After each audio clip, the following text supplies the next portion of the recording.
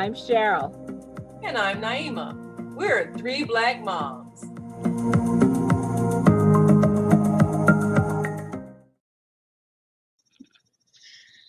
How do you handle rude neighbors?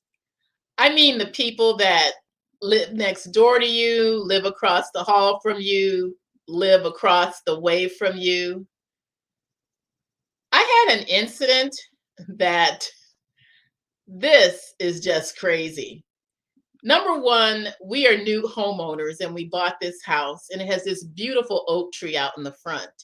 And one day, our neighbors put a bird feeder on the branch and didn't ask or anything, just put this bird feeder on because they said they wanted to see these beautiful birds. And the neighbor she happened to say to me, "Oh, I put a bird feeder in your tree because we've been seeing cardinals and this, that, and the other." Well, notwithstanding, I thought the bird feeder itself was ugly. It's like I live in this cul-de-sac, and when you come down the street, it seemed to me that instead of my beautiful tree, the first thing you saw was this bird feeder. Now, that was probably me because I wasn't happy with having this thing. And I said something to my husband, and he was like, "Oh, that doesn't bother me. I think it's fine." Well, one day I came out from my car, and there was a squirrel swinging on it. And so obviously, birds were not getting the seed. The little plant holder was rapidly disappearing. The seeds were being eaten, but they were being eaten by little varmints. And I weighed in different, trying to get other opinions from my friends, and other people about what should I do. I really didn't want the bird feeder there in the first place. And so I just took it down. I what I should have done in the first place was pray. Because we went to prayer meeting and I actually shared this incident. And I even shared, "Oh, I probably should have prayed, Lord, could you just send a bolt of lightning and knock this thing off the tree branch?" But, that didn't happen. So, because like when Jesus was rebuking James and John for wanting to blow up a town that was mean to them, he says, "You don't know what spirit this is." So I took the bird feeder off, went to my neighbor's house, knocked on the door and said, "It's not working." And I gave them back their bird feeder. I said, "Squirrels are eating it, not birds." And that's how I handle that. But then another time, they were getting rid of a bunch of stuff like an old mattress, an old dresser, other things that were, some of it was just really garbage. And they didn't put it in front of their house. They put it in front of our house. Well, I wasn't pleased about that because sometimes the garbage people pick up that stuff and sometimes it sits there for days. And Eric said, "Oh, it'll probably just be there for a couple of days." And I was. So what ended up happening after we had a discussion, uh, Eric put on his work gloves, went outside, and moved all of their stuff over in front of their house. And that stuff was out there for a good couple of weeks, about a week and a half, where before the stuff started to disappear. And that stuff would have been sitting in front of my house for however long it took before the garbage people came and picked it up, or people who wanted their stuff they were discarding picked it up. So I have had incidences where I have not wanted to confront somebody in a mean way, but you don't want to be taken advantage of by people who see that you're a nice person and just feel that they can just do anything and you will do nothing. I'm not about vengeance or retaliation or anything, but there has to be ways to talk to neighbors and have a relationship with people so that they don't do thoughtless actions. What do you think? I think of a lot of situations where things happen, even on the block where we lived, where we grew up. Uh, we had a neighbor that had a dog that kept barking, and the other neighbor happened to be a police officer with a gun and came out and shot the dog. I remember that. When was that? When was that?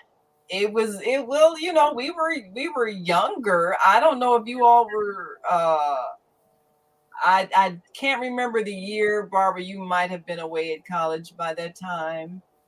Um Oh, I don't remember that either. So maybe I was also gone. Well, possibly, but I remember a neighbor poisoned somebody's dog and they were Yes. found dead yeah. Uh, because their dog kept peeing on their lawn and on their flowers. Yeah. So I mean, we have incidences where people probably didn't handle it very well. The fact that they were annoyed with a neighbor. So there is a right way and a wrong way to handle things.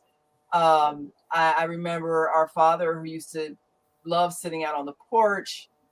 But then we had a neighbor whose dog, kind of pooped right next to where the odor would dripped up to his nose, so he had to stop sitting on the porch. And the question was, well, do you go and tell the neighbor, can you not have your dog next to where I sit? Can you maybe move them to the back of the house? Or could you just clean up? Clean the poop. Yeah, that would really take care of things.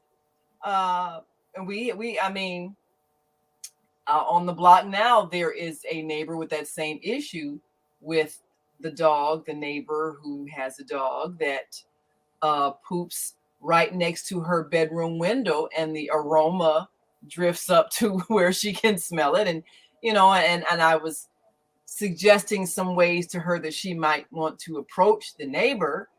And she was talking about calling the authorities. I'm saying, well, why don't you just tell them, can you clean the poop? So Yeah. I think the best way to handle things is to be direct. And you can do it without being confrontational. It's better to talk to the neighbor rather than do something like, the neighbor did to, well, the two neighbors that dealt with the dog in a way that was not, in my opinion, the best way to handle that. You can't be afraid of people being mad at you for telling them the truth. You can't be afraid of being mad at you uh, because you're asking them to do something that's infringing on your right to the peace and comfort of your home. But you also can't suffer and not enjoy your home because of what a neighbor's doing. So you have to love yourself enough to be assertive enough to tell people to do what needs to be done to remove the offending thing that's making you not be able to enjoy your home. Do you think these people are rude on purpose or thoughtless on purpose or just thoughtless? Just thoughtless. They don't think. I think you know what? Sometimes it's thoughtlessness. I mean, and we've all done that with barking dogs, and of course, we grew up at a time where dogs would even be in the neighborhood.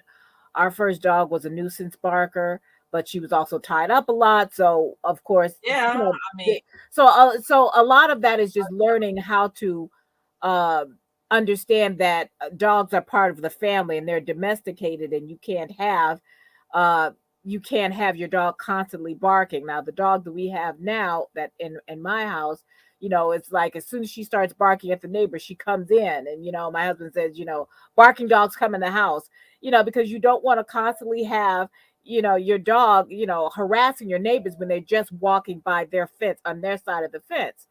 But some of these things, Barbara, I believe it's kind of it's microaggression, and confrontation doesn't necessarily mean that that's a bad thing. Sometimes you have to just confront the issue. Say, yeah, excuse me, you put this in front of my house. I don't want your trash in front of my house. You know, and and and so, or if you say, and I think this has happened once with Mama, that they always had their dog on the side, and Mama actually says, look, you have your dog on the side of your house, and that's fine, but the smell of his droppings is wafted up into my house. And then the lady went out and had the kids clean up after the dog. Sometimes you just have to be reminded of that, and sometimes we're just thoughtless in that way. And you have to realize, what, you don't live with just yourself in this bubble. You live on the rest with the rest of the people on the planet. And I think that if you have a rude neighbor, the first thing you should try to do is talk to them neighbor to neighbor. And and there's a reason why the saying goes, good fences make good neighbors. So you have to set boundaries. You have to set boundaries and say, you know what, I really don't want this bird feeder in my on my tree, and that's in my yard. You could Yeah. probably find, go on, online or somewhere else. I was going to say the A word, but I'm not going to, because he's got enough money. But you can go online somewhere and buy something and hang it like a lamp post, and hang it from your yard, and then you can enjoy all the birds. Chances are the squirrels won't get it, but if they do, that's on you. And sometimes you just have to say that. And then I always say, especially when you deal with black people, please don't call the police on black people. But uh but the thing is that you don't want to involve the authorities, and you don't want to escalate the Right. problem. So you Right. go in and say, listen, neighbor to neighbor, this is bothering me. Can you take care of this? I mean, I did have one incident once with a neighbor, because we have a shared driveway. The thing is, it's our driveway, and we share it because it goes to their backyard also. So she's not there anymore, but when she lived there with her family, she asked if they could use the driveway. Well, the driveway is big enough for 3 cars. The problem is that their car would be the last one in. Even no matter when their car would be in, somebody would have to get up early in the morning to move the other car so they could get out. So I says, well, that's problematic, because I'm working nights. I'm not getting up at 6 o'clock in the morning, because your brother, who is a man, can doesn't want to park up the street, because they had a driveway, but they had a garage, but they had 2 cars. And so we kind of got into it over text, because I says, look, it's not going to work. And she wanted to get an attitude about it. And I says, look, you know what? This is our property. She says, well, and we pay taxes on this, because that's part of our property line. And and then she kind of had to back off. I had to make her back off, because when I tell you, if you ask me something and I can't do it, don't turn around and just say, well, we're going to just inconvenience you anyway, because you actually Right. have a garage. The fact that you have 2 cars, that's on you. That means you can also, let's just pull up and park in front of your garage if you want to. It's not going to bother us. And then when you have to go out, one car or the other, you can move it. I'm not going to bed at 2 in the morning and getting up at 5 or 6. So we have to move 3 cars, and that was just all it was to it. And I didn't want to get nasty, but I don't mind getting nasty if I have to. You Which know, You know, part of it, I think, is if an incident happens and you are not irritated, it's real easy to take care of the problem with a calm conversation. I had just remembered this other incident that had happened. One day, Eric came in the house and said, come out here, let me show you something.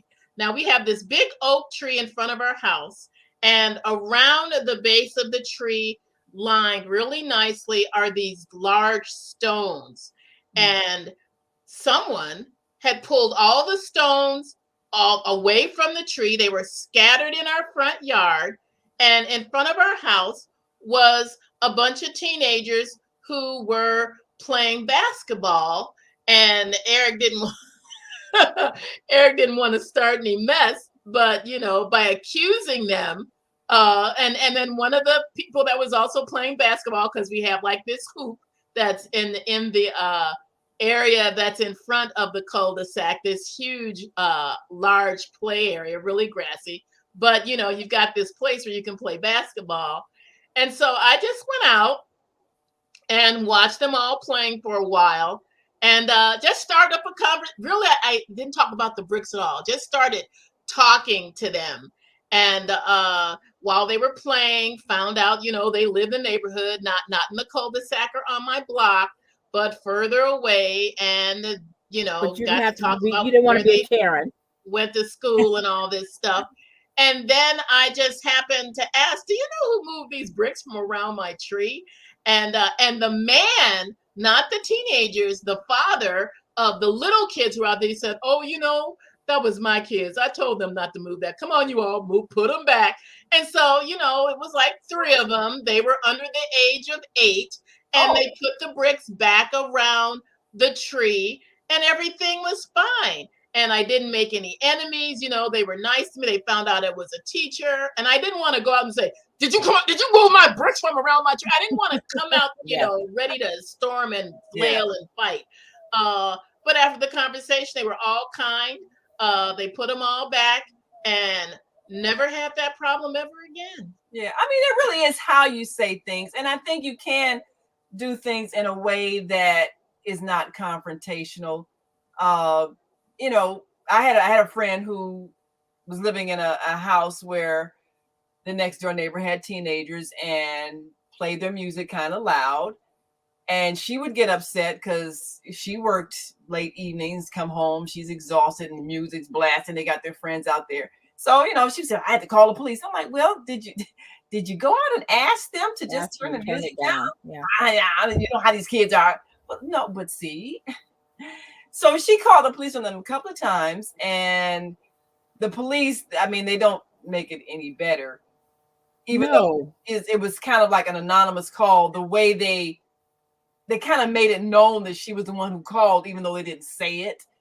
And so now, of course, the children had an attitude towards her, and so it happened a few more times that she had called the police on them when they got loud. And then one day she was uh coming out to her car, get ready to go to work, and heard one of the children, well, not really children because they were teenagers, heard one of them call her that name that isn't very nice. Hmm. I mean, they said it under their breath, but they still said it where They she, said it so she could hear it. yeah. So, I mean, it wasn't pleasant. And the thing about it, you can always approach people in a way that isn't insulting or threatening. And usually you get back what you give. We had an incident here. One of the young people was disturbing the neighbors with loud music at late nights. And I just kind of mentioned it to him. And I saw the young man and I said, our neighbor said your music is a little loud sometimes. And I think her bedroom is like right next to yours. So if you're Yeah. gonna hear it, he's like, oh, okay, I didn't know. And so, and then his mother said later to me, that her son said thank you for letting him know because he really hadn't thought about it. You know Yeah, what? People people do are that not all the always time. intentionally obnoxious. Yeah. Well, that's the thing. I've had the same thing happen on one side of me, a couple of doors down. These guys, they sit out on the porch and they play their music really, really loud. Usually I walk by, because I'm sometimes when I'm walking the dog at night and they're, and if the thing is that you really can't say anything before 11 o'clock at night, they can still play it. But when it's getting so loud that I can't hear myself think, I'll say, would you mind turning it down? And another guy used to always, I don't know, tune his motorcycle or something right out in front of the house, like right out in front of his house, but it's next door. And so finally, one time I came out, I was walking the dog and I stopped them and they were all out there and they, run, run, run the whole time.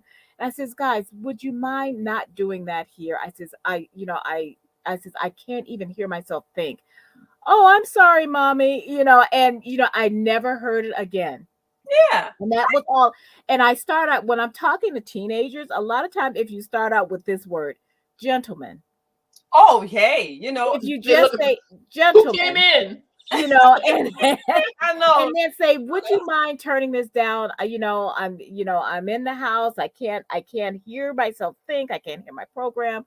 Would you mind just turning it down a little bit? And almost all the time. I've never had one time where somebody like gave me attitude. But if you start out with attitude or you call Get the back. cops, That's because it. police officers a lot of times they escalate things They do. instead of They do. Yeah. de-escalate. You need somebody to turn some music down and they come and shoot somebody. Yes, Yeah. yes. So Down. I didn't want to There, problem solved. He's yes, dead. exactly. solved. So a lot of times what you start, I mean, if it has to be escalated, you can get there, but don't start all the way up here when you can start way down here. Yeah. Yeah. It's to say, you know what, because a lot of times people are just not aware. And like even more than you guys, like you all are close. I know in Chicago, you have a little bit more room where you are, Barbara, but Mhm. here where I am, we're literally on top of each other a lot of times. I mean, there's like just feet and just a few feet in between, and there's like 2 and 3 family homes, and so we're living on top of each other. So you have to be good neighbors. And a Yeah. lot of times, and we're culturally very diverse, so people have different music that we're hearing, they have different sounds or whatever, and you've got to be sensitive to that and understand that a lot of times they just aren't aware. They're out there enjoying their music, they're having a few things to drink, and they're not thinking, okay, I'm disturbing the whole neighborhood. Yeah.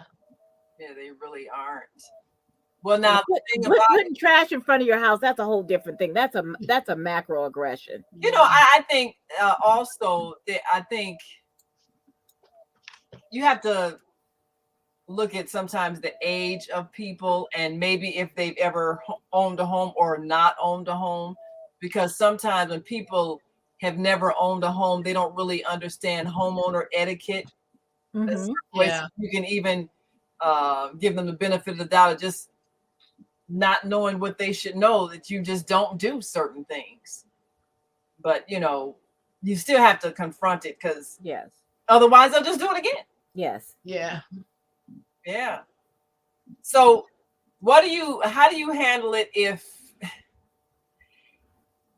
if you're intimidated by a neighbor? Because especially a lot of people are intimidated by teenagers or young men, and they don't want to say anything if the young men are loud. So let's say you got some, like you had with the basketball people. Let's say if you have some young people that are hanging around your house, maybe they're loud, maybe they're just hanging out, talking or whatever, and it doesn't make you feel comfortable.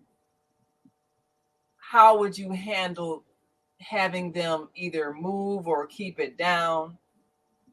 What would you say? How would you handle I it? think it depends on number one, the time of day. If it's late at night and you're trying to go to bed and they're in front of your house being loud, you are going to have to calmly see. For me, I have to take care of stuff before I start getting mad, because if you wait until you get mad, then it is going to be difficult to give a soft answer. I Not call the cops. Yeah, I get in the frame of mind that, oh, these people are the age of my son John, so I'm going to talk to them like I'm talking to my own son. I never make it be like those people kind of attitude, because then you've like separated yourself, you've made it be us and them kind of thing. I always try to relate to other people as if they are my own adult children, if they're acting like that, or if they're really young, my own grandchildren who are really young. And then you make it more personable so that people don't see you as trying to be overbearing or bossy. Mm, that I makes think you Well, can get better results if you, what do they say, you draw more flies with honey yeah. vinegar. rather than vinegar. If you're trying to get rid of them, though, you might want to use vinegar. Well, this is the thing, is that I think the first thing you have to do in any kind of thing is kind of establish a relationship so that you say hello first. Don't start Yeah. out with stop making all that noise. You can really, and if you say hello, if you go out your door and you see these people every day, speak to them. Even if they don't Yeah. speak back, speak to them. Hi, good evening. Isn't it a nice day? Isn't this a beautiful night? Yeah. Short conversation. You establish a relationship with them so that when they're out there and they're making a lot of noise, or maybe they're smoking weed and you don't feel like that contact high, because that's happened to me before, and you can say, can you all move away from there? Because when I first moved here, I lived here alone, and there were teenagers who used to hang out next to the guy because they were visiting the guy who used to live there. He was a teenager. They're all grown and gone now, and the house has been sold a couple of times. But at the time, here I was, youngish, single woman, living by myself, and I had to kind of establish a relationship and just say, hi, how are you, and talk to them as people, so that when things got loud or they were out getting high or whatever, and I didn't want to smell that stuff, I'd say, you know what, guys, I'm getting a contact high that I really don't want, would you mind? and this is before weed was even legal. Legal. So Yeah. it's worse now because you can't go anywhere without smelling it. I know. But I'm like, oh, I smell a skunk. Yeah. That's not a skunk, Barbara. well, see, sometimes I get that too. But the thing is that if you establish a relationship with people and they see you A person. as a person and a neighbor, Yeah. then one, you won't feel intimidated. And sometimes, people are intimidating. I know there was, when I first moved here, there was a group across the street who used to make a lot of noise. And the older people say, oh, don't call the police on them because they'll mess up your car, or they were terrified. They had lived there for like 30, 40 years. They were terrified of these young people, and I just said, if you could just call or just talk to the mother who lived over there, or talk to somebody and say, can you tell them to keep it down? It's 2 a.m. I gotta work. uh but that's the thing, is that you have to try to establish a relationship with them first. And if you Yeah. haven't done that, at least approach them and say, hi, listen, I know you guys are having a good time. I'd like to have a good time too, but I gotta work. So And you little know humor always helps. If you can keep it lighthearted, like you yeah. say, establish a relationship, be Yeah. friendly, keep it lighthearted. Uh, don't start out with, stop making all that noise. No, don't start out hollering. And don't start out calling the cops, because Right. sometimes, especially in communities of color, it gets escalated really quickly. Right. And even if they know who called, but even if it doesn't end up in someone being hurt or killed, it just sets a bad precedent. Yeah. We're Yeah. already in communities of color, and that's, we're already Over over police. policed, Yeah. and we have a different relationship than white people do, because white people think of cops as concierge. So that's why you get the Karens and the Kens and the Chads and all those people, because if they see black people, they decide they're scared, and then they want to call, rather than saying, can you, like, not rev your motorcycle at 3 a.m. Would you mind? Yeah. And so they won't Yeah. say that. So Right. they'd rather have the cops do it. And sometimes Right. sometimes you're just tired. If you're woken up, last thing you want to do is put your robe on and go outside. Yeah. But if you can get to that Better point to do it. before then, that's good. Right. Yeah. Like you say, Robert, handle it before you get mad, because then, Yeah. then you're not able to. Before you get irritated. What- You yeah, can't 'cause be at once your you get best mad- if you're irritated. Yeah, and all bets are off. You're right. Yeah. Well, we got to go. But as always, we want you to make sure that you contact us, our Twitter, Instagram, and Facebook pages. And also make sure you subscribe to us on our Facebook and YouTube channels. We'll see you next time. I'm Naima. I'm Cheryl. I'm Barbara. We are three Black moms. Bye. Bye. Bye.